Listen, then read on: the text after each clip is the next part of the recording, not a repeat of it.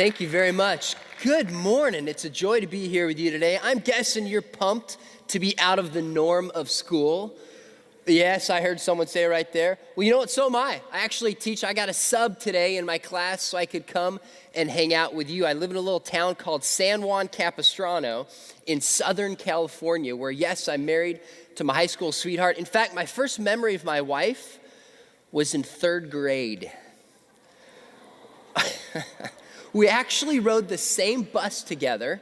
I was sitting next to my friend named Jesse Nichols, and he said, "Hey, you see that girl, Stephanie? She's cute. Will you ask her if she likes me?" I said, "Sure." So I went and sat by this girl. I was in third grade, asked her if she thought my friend Jesse was cute. I don't remember what she said, but it might explain why my favorite song is the 80s song, Jesse's Girl. Yes, someone got it. That's my favorite song. We actually have 3 kids now. I need to update my bio. I have a son who's 8, and you might have heard a few months ago, Sylvester Stallone, who plays Rocky, his son died at 36 years old, unexpectedly. And my son likes the Rocky movies, so he was really upset by this, and he goes, "Dad, did he die of old age?" I said, "Scotty, I'm 36. Don't worry." Then I have a daughter with blonde hair, blue eyes, and she is 5 years old. And yes, she's a daddy's girl. We were having pancakes the other day, and she said, "Dad, I love you more than pancakes."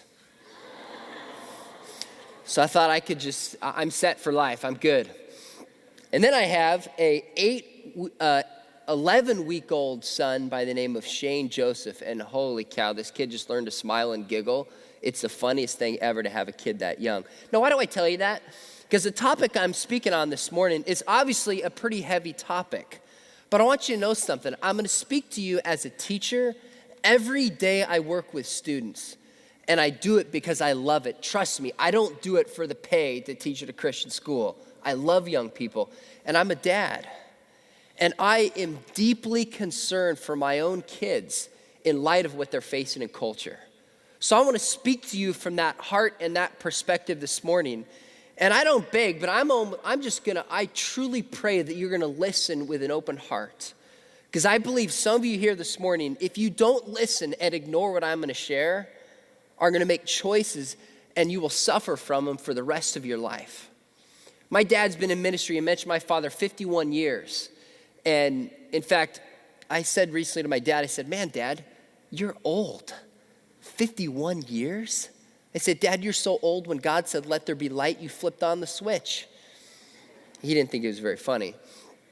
My dad said to me, he said, "I think this is the most serious concern for the cause of Christ in 2,000 years. Now to me, that wakes me up.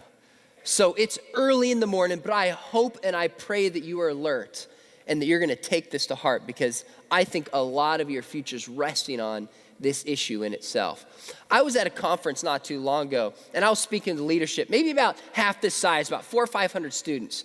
And afterwards, at lunch, I was invited to lunch. I was busy, but they said they were going to Olive Garden, so I said, "All right, I'm going."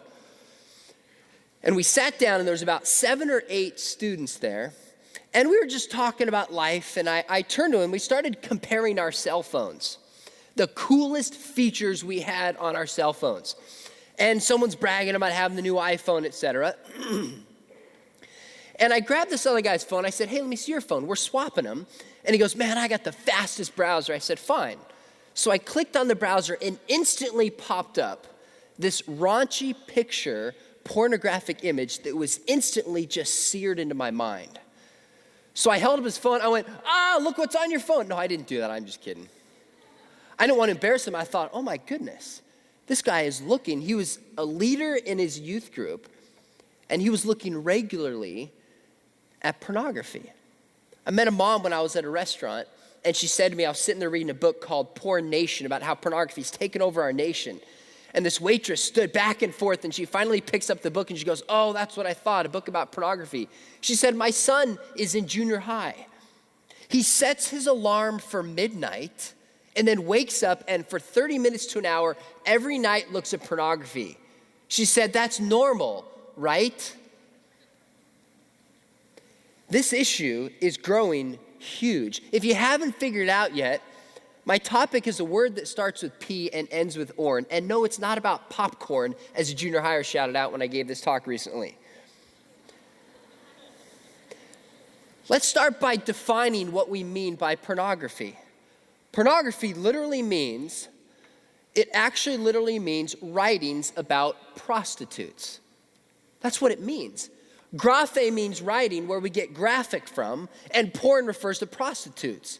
Pornography is writings about prostitutes.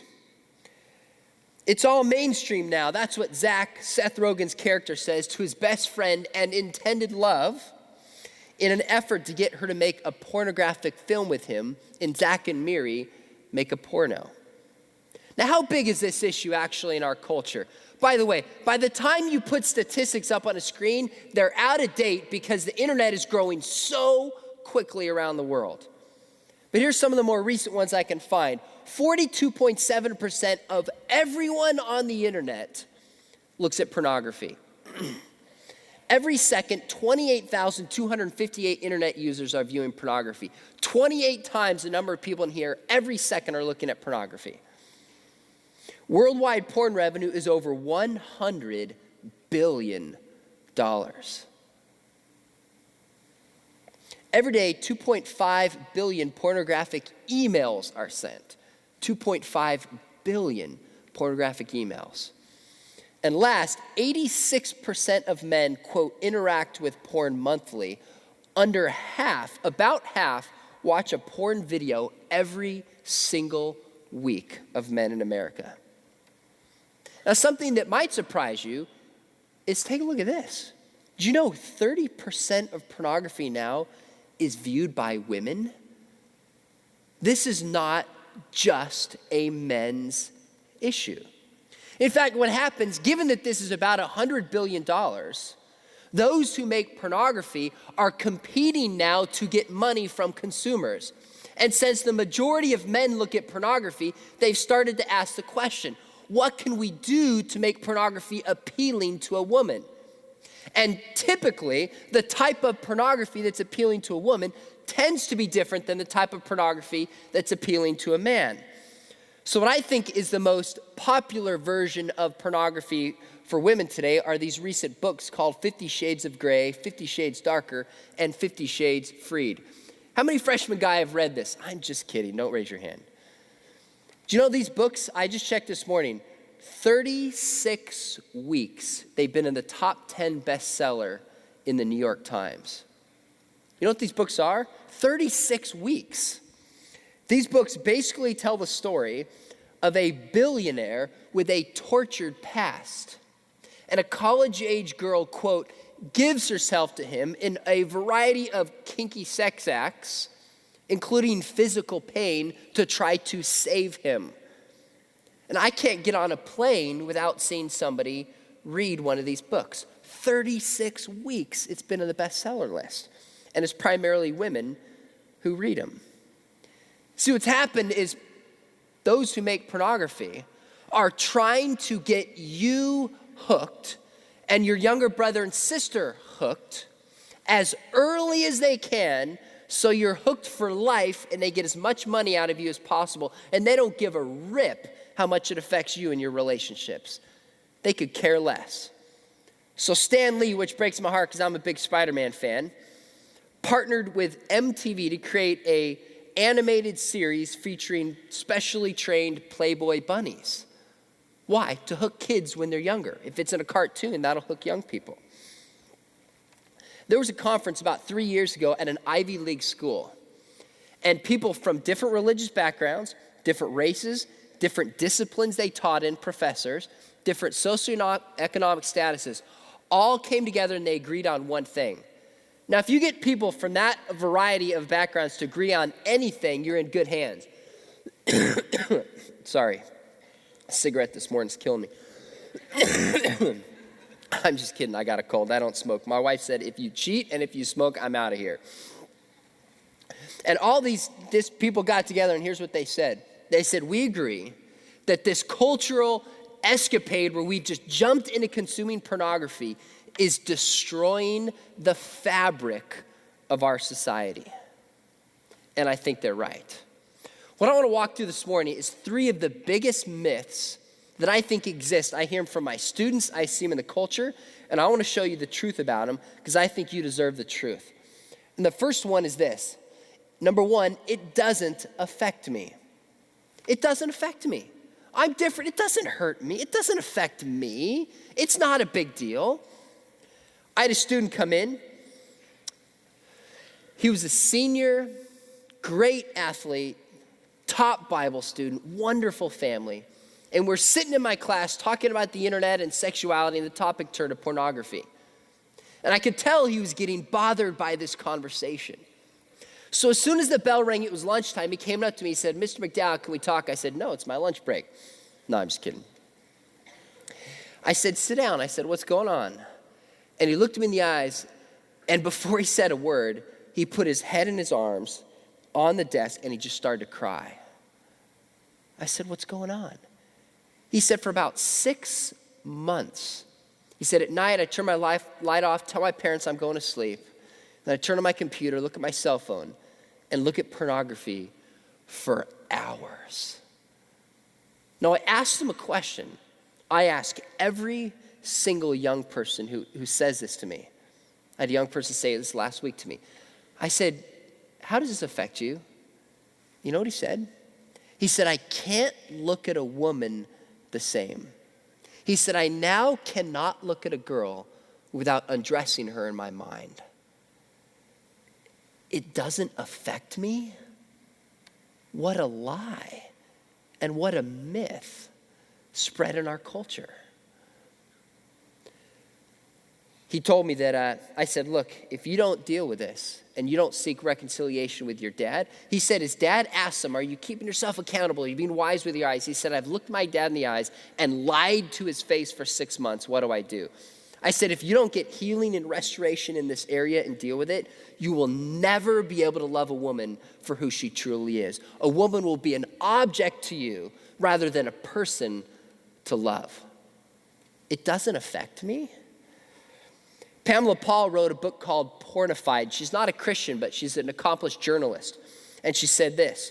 She said, "A single 20-something graphic designer told me he would find himself in bars berating himself over the ways he scanned potential dates. I'd be saying, 'No, her breasts are too small, she's not worth it,' then wonder, who have I become? Why am I judging women like this?" Gary Brooks, a psychologist at Texas A&M University, explains. He says that softcore pornography has a very negative effect on men as well. The problem with softcore pornography is that it teaches men to view women as objects rather than being in a relationship with them as human beings. I think he's right. See, pornography divorces sexuality from a relationship, it divorces it from emotions, and it just simply makes a person an object to use for your pleasure instead of to love as a person. That's why pornography is writings about prostitutes. You see, St. Augustine said, you're supposed to love people and use money. But instead, we love money and we use people. That's exactly what pornography teaches us to do, is to use people for our own pleasure. So here's a question. How do you and I learn how to behave in different settings? Where do we get our ideas about how we're supposed to operate in different aspects of life? It's in something I'm going to call a script. Write that down, a script. All right, a script is something that shows us how to behave in a certain setting. So for example, you go to a football game, right? There's a script about how you're supposed to behave at a football game. You know, if the ref makes a bad call, you boo. If your team wins, you stand up and you cheer. And if you pass $5 to the guy next to you, it's gonna go down the aisle, and in about 2 minutes coming back is going to be a hot dog, a Coke, or some popcorn. That's the script of a football game. Now, when you went to a football game, did someone say to you, hey, by the way, since we're at a football game, here's what you do. When the ref makes a bad call, you boo. When your team scores a point, you stand up and cheer. And if you pass $5 down, you get Coke back. Did anyone explain that to you? Probably not. So how'd you learn how to behave, quote, at a football game? You just observed without even realizing it. You picked up on the script by watching it on TV, being at a game, and you just kind of learned how to operate in that setting, right? I mean, no one told you this morning exactly what to do. You just know, oh, I'm at a conference, I'm at a seminar, I sit down, I be quiet, I take notes, and I listen. You've just kind of learned how to behave in certain settings. This is what's called a script. So the question is, when it comes to the issue of sexuality, where do we get our scripts from? Where do we get our ideas about what is good and bad and right and wrong and how we treat people in the area of sex? You know what studies show, by the way? I just saw this yesterday. The younger you get, the more tolerant and accepting people are of homosexuality. You know why? Because the generation's been raised on shows like Modern Family and The New Normal. And if it's portrayed that way, we see the script about how a same-sex marriage is supposed to operate, so it shapes how we think about it. Well, the question is, what is the script about sex from pornography? If you look at pornography, here is what pornography teaches us how to behave in the area of sexuality. And the first one is this, that sex is best experienced outside of a loving relationship. They don't make pornography about married couples. They don't. See, the image of married couples in our culture is that marriage is old-fashioned, it's antiquated, it's repressive, and there's nothing exciting about sex within marriage. That's the message of our culture, and that's what pornography portrays. You know what the reality is? I document this in my book, Ethics, that the people on the face of the planet who are having the most in quantity and best in quality of sex are those who are married and follow the biblical pattern for sex. Now, you might not have heard this because this is usually where I get an amen or two. Did you hear what I just said? There was an article in USA Today called, Aha, Call It the Revenge of the Church Ladies.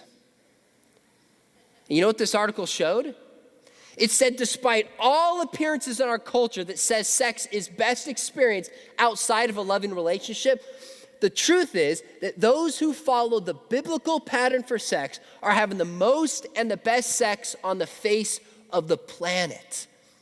And you know one reason they said why? Is they said people who follow the biblical pattern are more free.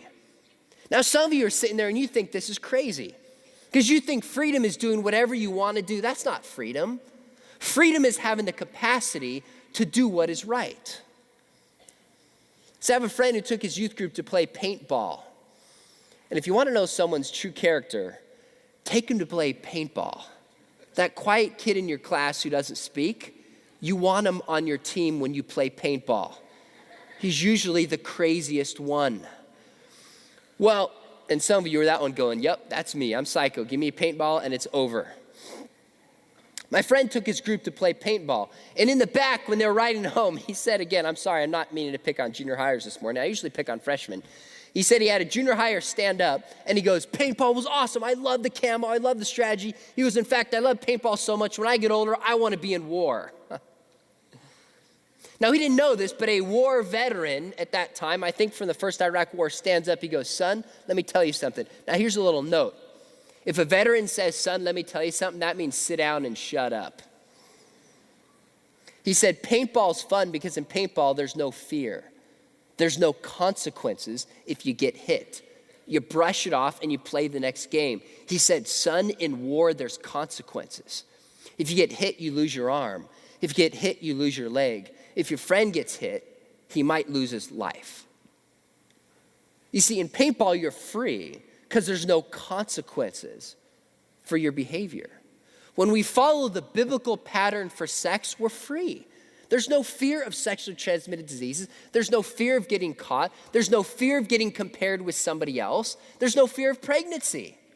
And yet pornography says, no. It's sex outside of marriage that is the best, which is a lie and goes against what God says, number one, and number two, what we know is objectively true. So pornography gives us a script how we're supposed to behave, but the problem is it's a script that's not true. The second one is that all women want sex from men.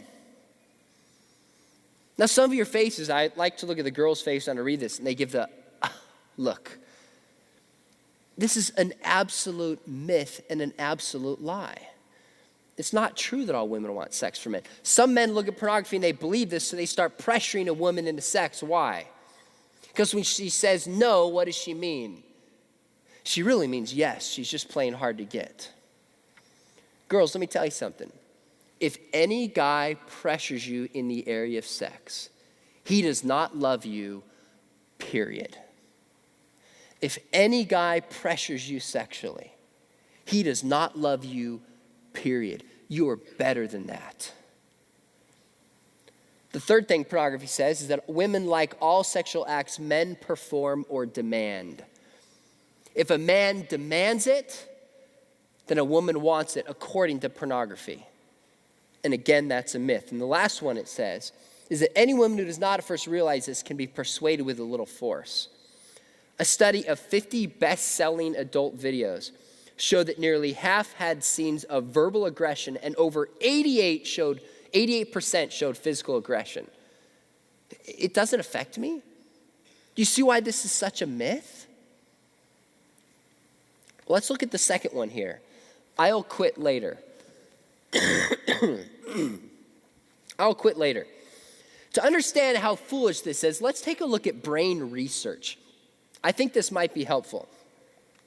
Dr. McElhaney, in his book, Hooked, he says the neurons in the brain form over 100 trillion connections with each other. You have over 100 trillion connections with neurons in your brain. If you can't understand how big that number is, just think of our new national debt. That's how many connections you have in the brain.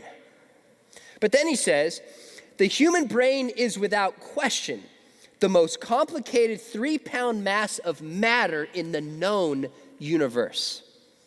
And I don't mean this brain.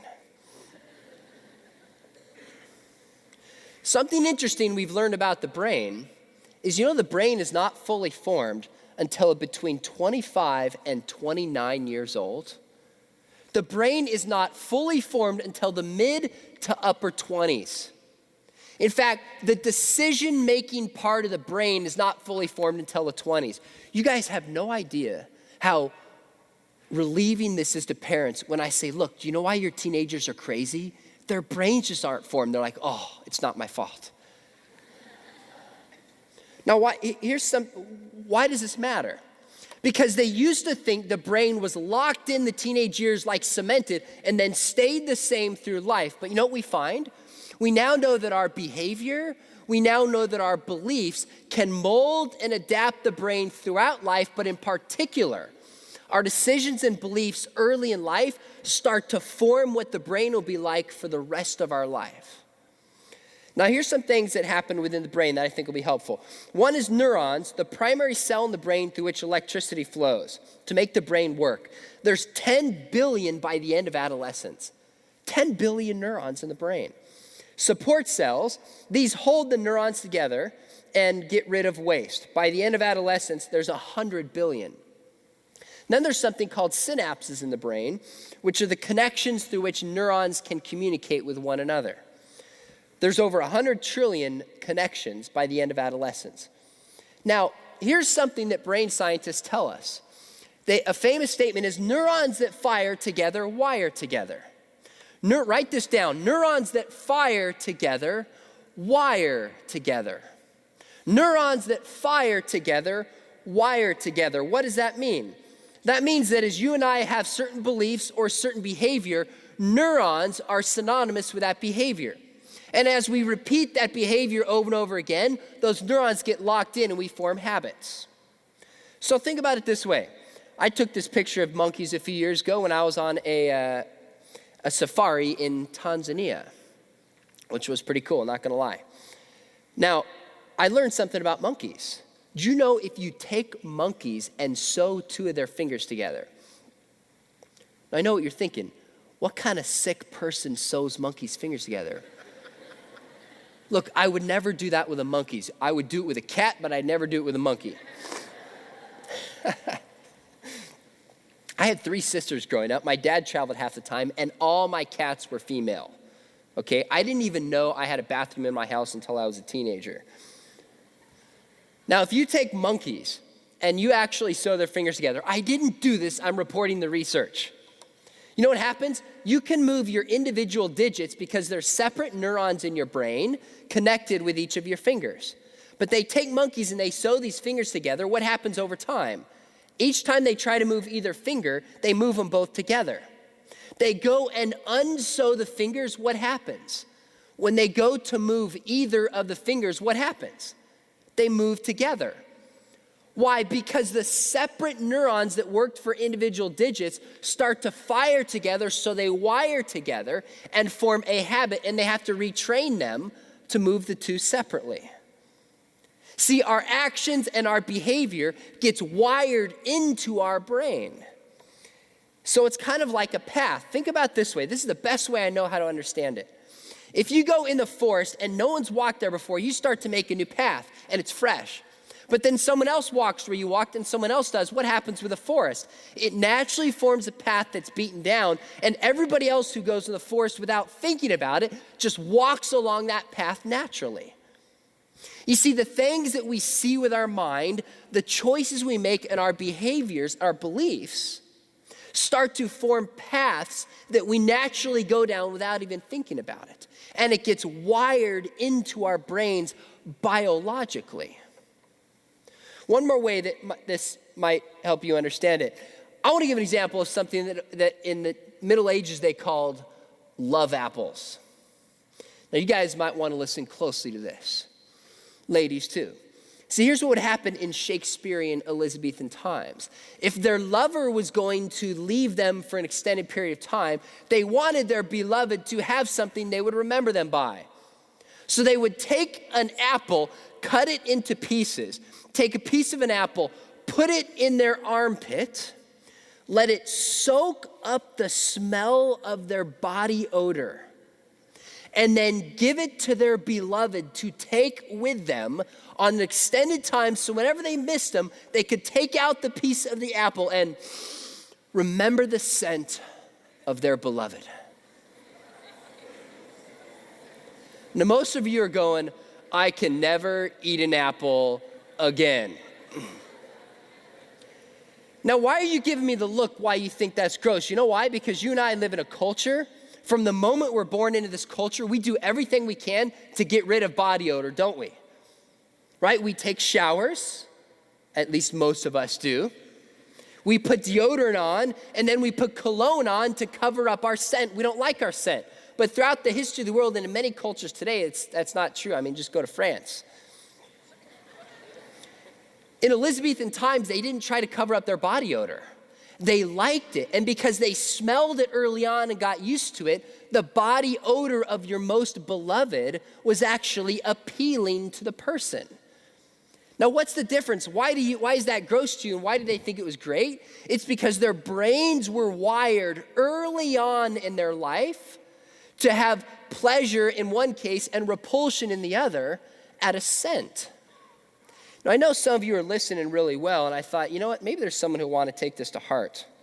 So I brought an apple, just in case there's someone who, for the rest of the conference, would want to let it soak.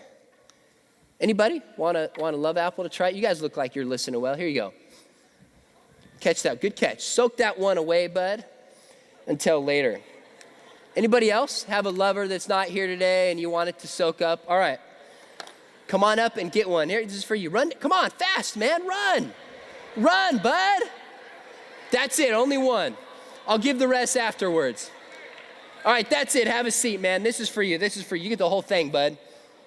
Don't spill it. Soak it away, all right? Do you have a girlfriend, man? You don't anymore. All right, what's the point? The point is, number one, I like to have fun, but the more important point than this is what? Does everybody understand the neurons that fire together wire together? And here's what a well-known neuroscientist said. She said, we can acquire sexual and romantic tastes and inclinations that get wired into our brains. and can have a powerful impact for the rest of our lives. That means if you look at images of pornography, what happens? Those images get wired into the brain and they become like pathways that we normally associate with when we think about the issue of sexuality. That's why somebody who looks at pornography, especially early in their life, actually cues their brain it trains their brain to sexually cue to a computer rather than to a real person. I'll never forget when I was younger, a lady came up to my dad. She taught at a well-known university. I'm not going to say which one it is, but it's the kind of university that's even sponsoring this event. Well-known, great Christian school. And she shared something with my dad that he told me, and I was like 9 or 10. I never forgot it. This woman teaches at a Christian university. And she said to my dad, she said, Josh, she said, I cannot have sex with my husband without him having a Playboy magazine on the pillow next to my head. Why? Because this man, from when he was younger, looked at pornography over and over again and wired his brain to respond to an image instead of to a real person. Girls, that's degrading, isn't it? People say, oh, I'm free, I can look at pornography. You think that guy's free to love his wife? He's a slave to the way he's wired his brain. Somebody who just says, I'll quit later is incredibly naive and fooling themselves. But I want to show you one other area why it's foolish to just say, I'll quit later. Pamela Paul, she said, boys who look excessively at pornography become men who connect arousal purely with the physical, losing the ability to become attracted by the particular features of a given partner. Instead, they recreate images from pornography in their brain while they're with a real person. It doesn't affect me. I'll quit later. What a myth.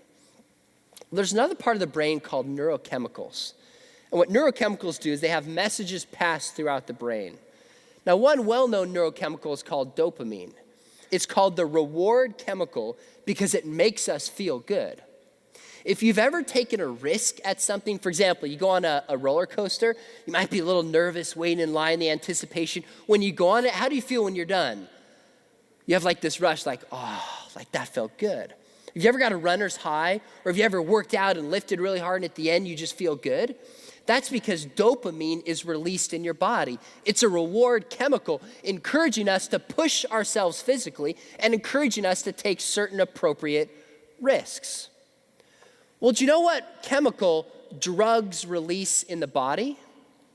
When you take drugs like speed, they go straight to the brain and release dopamine, giving somebody the instant sense of high, short-circuiting the natural process by which those chemicals are supposed to be released.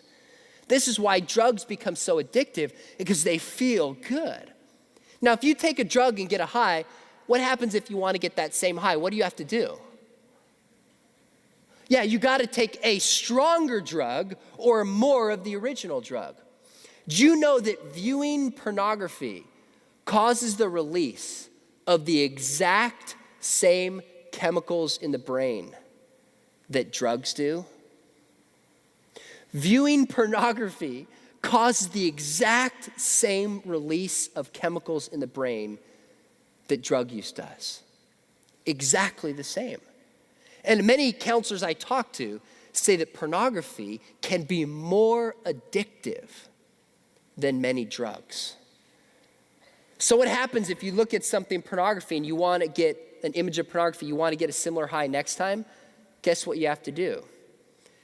Either you have to look at more pornography or harder pornography. And typically, it proceeds by somebody looking for variety. I need something that's different. And I'll be really honest with you. You know where that chain often ends up? Looking at child pornography. It doesn't start there. But when someone pushes themselves and needs that high, eventually many turn to child pornography. I'll quit later? What a myth. Now there's another chemical in the body called oxytocin. Now, oxytocin is called the bonding hormone because it actually triggers feelings of trust in the human body. So, for example, they actually did some science experiments with people who were playing these business finance games where you had to invest your money. And you have to trust other people with your money in this game. And unbeknownst to the people playing the game, they slipped certain people oxytocin in their drinks. You know what they found? Those who had ingested oxytocin were far more likely to trust other people with money than those who had not. Isn't that amazing? There's actually a chemical in your body that causes you to trust somebody. Now, why did God put that chemical there? Sorry. Why did he put that chemical there? Well, one, what does the Bible say is the purpose of sex? Genesis 1:26 and 27 is procreation. The man and the woman shall leave the father and the mother, and the two shall unite and become one. In the second chapter, what does it say? One is procreation, two is bonding, that the two shall become one. This isn't just a spiritual truth up in the clouds. This is a reality. That God actually put a chemical in our body that when we sexually unite with somebody, this chemical is released, causing a bond and a connection with that person. Now, in a woman, oxytocin is released at 3 primary times. When a woman gives birth, her body's being flooded with oxytocin, which creates this desire for this motherly bond. Second, when a woman nurses. When a woman is nursing, her body's being flooded with oxytocin, which creates a desire to connect with the child. But third, when a woman is engaged sexually, her body is flooded with oxytocin. You know what they've actually found? Just gazing into somebody's eyes, and I don't mean like having a staring contest, okay? If you lovingly gaze into somebody's eyes affectionately, even without touching them, oxytocin is released in the body, creating a desire to trust. A pat on the back, a hug, cuddling on the couch. Girls, your body, oxytocin is being released, causing a desire to connect with this person. That's why I tell my girls, some listen and some don't. I say, look, the students I teach, the girls I teach, I say, if I were you, I wouldn't even hug a guy unless you're planning on trusting him. Because your body is flooded with a chemical that creates a trust. Now, why does this matter? Because if a girl looks at pornography or is engaged sexually before marriage, oxytocin is released at times it's not meant to be released. So when she finally gets married and wants to bond to her spouse, the bonding mechanism has been damaged, not destroyed, it's been damaged. Let me explain this with guys. With guys, there's the equivalent of what's called vasopressin. Could you fix this? I think it went so fast that it clicked off.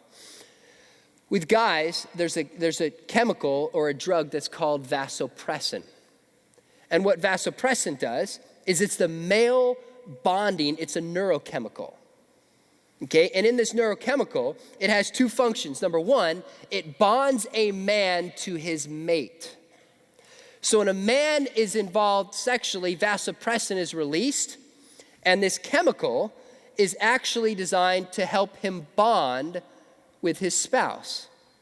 Vasopressin it's called, actually the monogamy molecule. So 2 things. Number 1, bond with his spouse. Number 2, be faithful with his kids.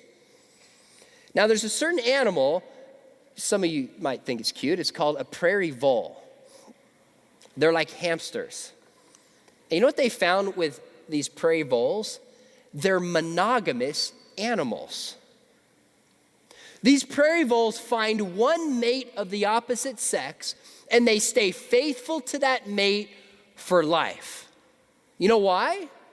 Because the male prairie voles have a high amount of vasopressin. It causes them to stay faithful and to love their kids. So scientists got the idea. They said, I wonder if we take these prairie voles and remove the vasopressin, what will happen with their behavior? You know what these voles started doing? They started sleeping around. They started cheating on their vole spouse because they lacked vasopressin. Now look, what's the difference between humans and a prairie vole? Obviously, we're not just animals and we don't operate on instinct, but this shows powerfully how significant chemicals put in our body causes us to desire to bond with a spouse. But you know what happens when somebody looks at pornography or when somebody is engaged sexually before marriage? This chemical is released here, it's released there, it's released here, and it damages your ability to fully bond to your spouse when you get married for life. So think about it this way. I meant to bring some duct tape. Maybe your teachers have done this.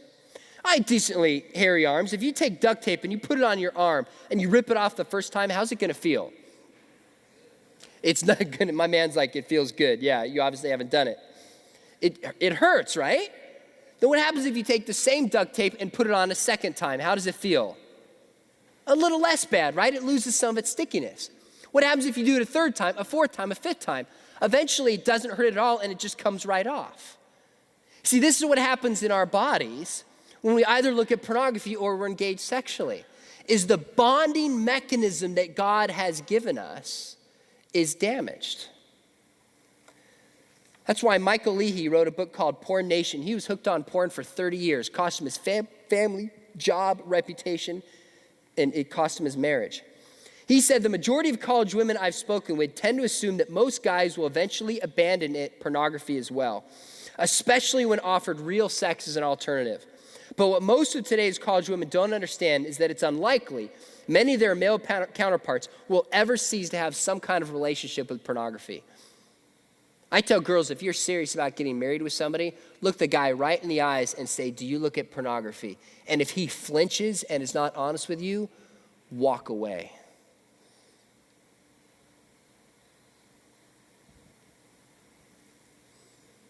I'm just going to let that sit for a second.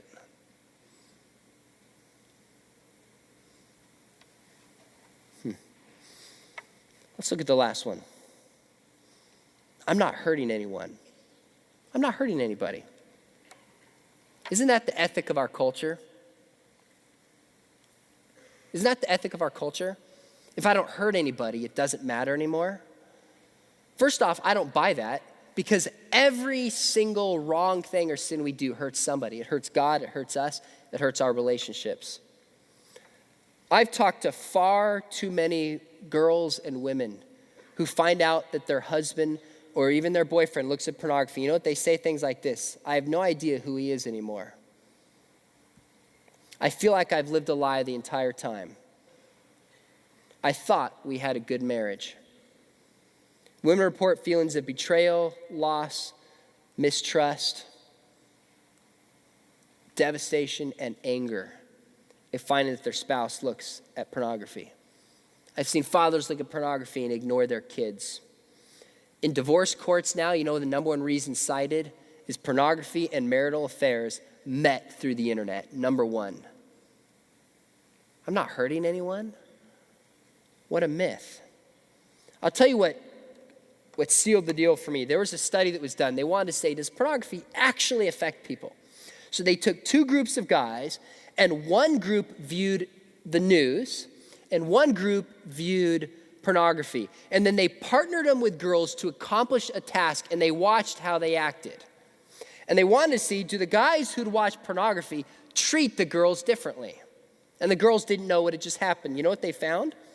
They said that men who viewed porn showed more dominant behaviors, touched their female partners for longer periods of time, and ignored their partner's contributions more often than males who viewed news clips.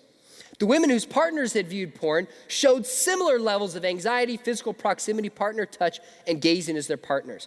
It suggests that women are affected by a partner's use of pornography, even when they're unaware of such use.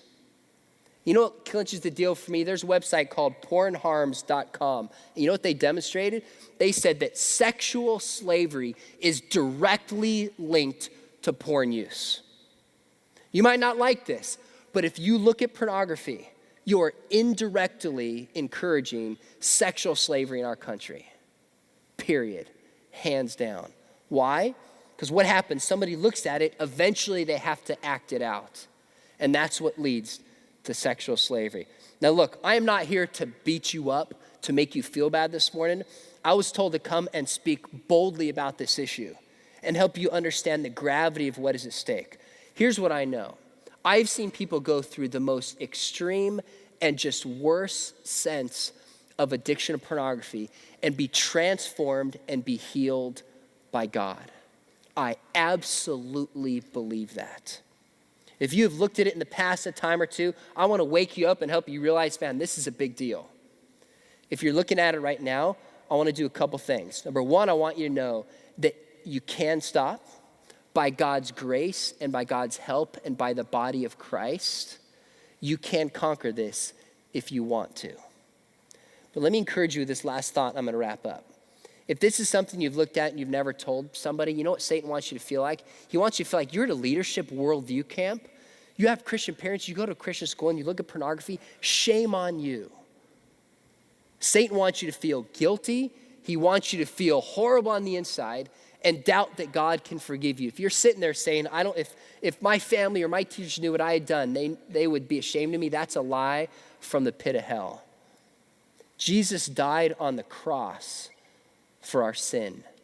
And to say that Jesus can't forgive this is to undermine the power of who Jesus is and what he accomplished dying on the cross. So let me encourage you to do this.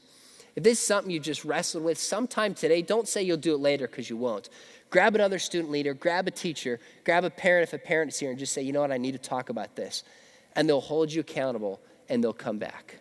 If not, I would encourage you to get an accountability partner who's going to hold you accountable for this. I do this with my wife, even when I travel. All of us need an accountability partner who will ask us the tough questions and make sure we're on track. God, I thank you for these students.